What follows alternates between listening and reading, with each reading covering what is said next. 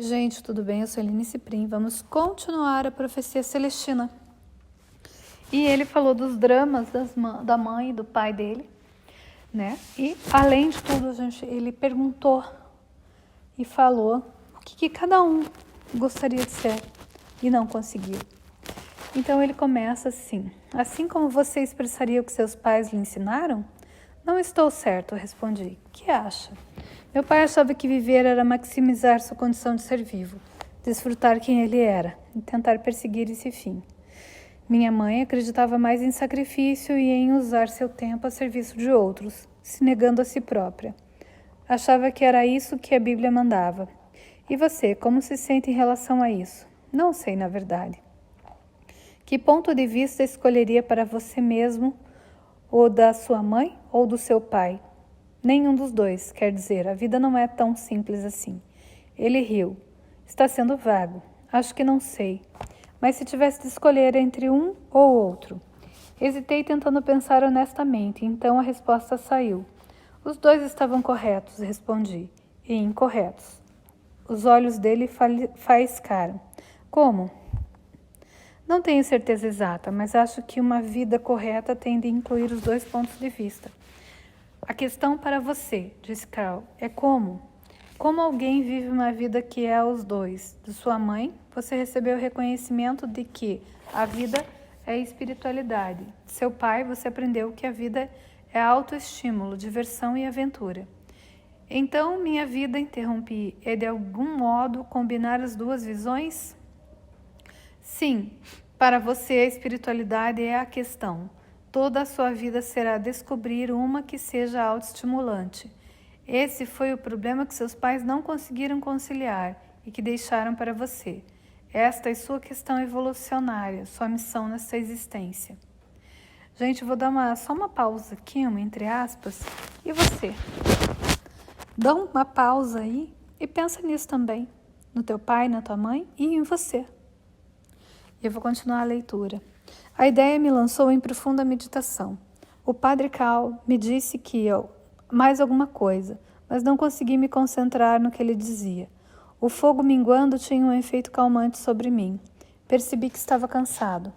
Padre Cal se pôs de pé e disse: acho que você está sem energia esta noite, mas me permita deixá-lo com um pensamento. Pode dormir e nunca mais pensar no que conversamos. Pode voltar direto a seu velho drama, ou pode acordar amanhã e se apegar a essa nova ideia de quem é você.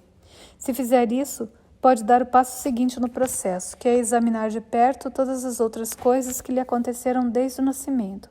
Se vir sua vida como uma história completa do nascimento até hoje, você será capaz de ver como tem trabalhado nessa preocupação todo esse tempo. Será capaz de ver como chegou aqui no Peru e o que deverá fazer em seguida. Concordei com a cabeça e o olhei. Os olhos dele eram simpáticos e sinceros, e tinham a mesma expressão que eu vira várias vezes no rosto de Will e de Sanches. Boa noite, disse Padre Cal, e entrou no quarto, fechando a porta. Desenrolei meu saco de dormir no assoalho e caí rapidamente no sono. Acordei com Will no pensamento. Quis perguntar ao Padre Cal que mais ele sabia dos planos de Will. Enquanto permanecia ali deitado pensando, ainda fechado no saco de dormir, o Padre Cal entrou em silêncio no aposento e começou a reacender o fogo. Abriu o feixe claro do saco e ele me olhou alertado pelo som. Bom dia, disse. Como passou a noite? Bem, respondi, levantando-me. Ele pôs novos gravetos sobre o carvão e depois pedaços maiores de madeira. Quando disse Will que disse Will que ia fazer? Perguntei. Padre Cal parou-se e voltou para mim. Disse que ia à casa de um amigo aguardar uma informação que estava esperando, aparentemente sobre a nova visão. Que mais, disse ele? Que achava que o cardeal Sebastian pretendia encontrar a última visão por si mesmo, e parecia estar perto disso. Acho que a pessoa que quer controlar a última visão vai determinar se o manuscrito será um dia distribuído e compreendido amplamente. Por quê? Na verdade, não estou muito certo. Will foi um dos primeiros a recolher e ler as visões. Talvez as entenda melhor que qualquer pessoa viva.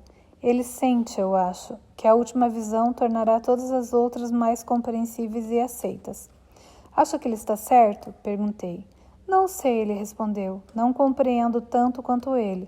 Tudo o que compreendo é que se espera que eu faça. É o que se espera que eu faça. Se é, ele fez uma pausa rápida e respondeu. Como eu disse antes, minha verdade é ajudar as pessoas a descobrirem quem realmente são. Quando li o manuscrito, essa missão ficou clara para mim. A sexta visão é a minha visão especial. Minha verdade é ajudar os outros a alcançarem essa visão. E sou eficiente, porque eu próprio passei por todo o processo. Qual era seu drama de controle? Perguntei. Ele me olhou divertido. Eu era interrogador. Dominava as pessoas descobrindo alguma coisa de errado em como viviam suas vidas? Exato. Meu pai era um coitadinho de mim, e minha mãe uma distante. Ignoravam totalmente. O único meio que eu tinha para conseguir alguma energia da atenção era espionar o que eles faziam e depois apontar alguma coisa errada. E quando acabou esse drama? Há 1 ano e meio, quando conheci o Padre Sanches e comecei a estudar o manuscrito. Depois de ter observado de fato meus pais, compreendi o que minha experiência com eles me preparava para fazer. Veja, meu pai defendia as realizações. Era muito voltado para cumprir metas. Planejava cada minuto de sua vida e se julgava pelo quanto havia feito. Minha mãe era muito intuitiva e mística. Acreditava que cada um de nós recebia orientação espiritual e que viver era seguir essa orientação. O que pensava seu pai disso? Achava uma loucura. Sorri, mas não disse nada. Pode ver onde isso me deixava? Perguntou o padre Cal. Sacudi a cabeça, não conseguia compreender bem. Por causa do meu pai, ele explicou, fui sensibilizado pela ideia de que a vida era realização. Ter uma coisa importante a fazer e conseguir fazê-la. Mas, ao mesmo tempo, minha mãe estava ali para me dizer que a vida era orientação interna, uma espécie de orientação intuitiva. Compreendi que minha vida era uma síntese das duas opiniões. Eu tentava descobrir como somos guiados internamente para a missão que só nós podemos cumprir, sabendo que era de suprema importância seguir essa missão para nos sentirmos felizes e completos. Concordei com a cabeça. E ele prosseguiu. Você pode ver por que fiquei emocionado com a sexta visão. Assim que ali, percebi que meu trabalho era ajudar as pessoas a se esclarecerem para poderem desenvolver esse sentido de propósito. Sabe como o Will entrou nesse caminho? Sim, ele partilhou algumas dessas informações comigo. O drama de Will era ser distante, como o seu. Também, como no seu caso, o pai e a mãe eram interrogadores e tinham uma forte filosofia que queriam que ele adotasse. O pai de Will era um romancista alemão que afirmava que o destino último da raça humana era aperfeiçoar-se. Jamais defendeu nada além dos mais puros princípios humanitários, mas os nazistas usaram sua ideia básica de perfeição para ajudar a legitimar o criminoso extermínio de raças inferiores. A corrupção de seu tema destruiu o velho e o levou a se mudar para a América do Sul com a mulher e o Will. Ela era uma peruana criada e educada nos Estados Unidos, também era escritora, mas essencialmente oriental em suas crenças filosóficas. Afirmava que a vida era alcançar uma revelação interna, uma consciência superior caracterizada pela paz de espírito e o desprendimento das coisas do mundo. Segundo ela, a vida não era perfeição, era livrar-se da necessidade de aperfeiçoar qualquer coisa, de ir a qualquer parte. Vê onde isso deixou Will? Balancei a cabeça. Foi deixado, continuou o padre Cal, numa posição difícil. O pai defendia a ideia ocidental de trabalhar pelo progresso e a perfeição, e a mãe abraçava a crença oriental em que a vida era alcançar a paz interior, nada mais.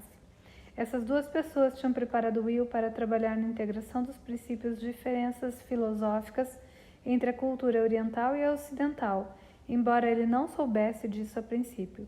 Primeiro se tornou um engenheiro dedicado ao progresso, e depois um simples guia em busca de paz, levando as pessoas aos locais belos e emocionantes desse país.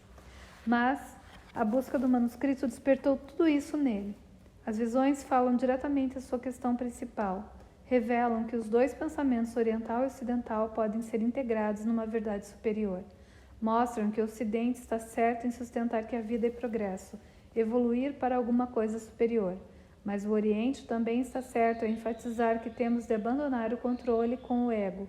Podemos progredir usando apenas a lógica. Temos de alcançar uma consciência mais plena, uma ligação mais íntima com Deus, pois só então nossa evolução para alguma coisa melhor poderá ser orientada por uma parte superior de nós mesmos. Quando Will começou a descobrir as visões, toda a sua vida passou a fluir. Conheceu José, o padre que primeiro encontrou o manuscrito e mandou traduzi-lo.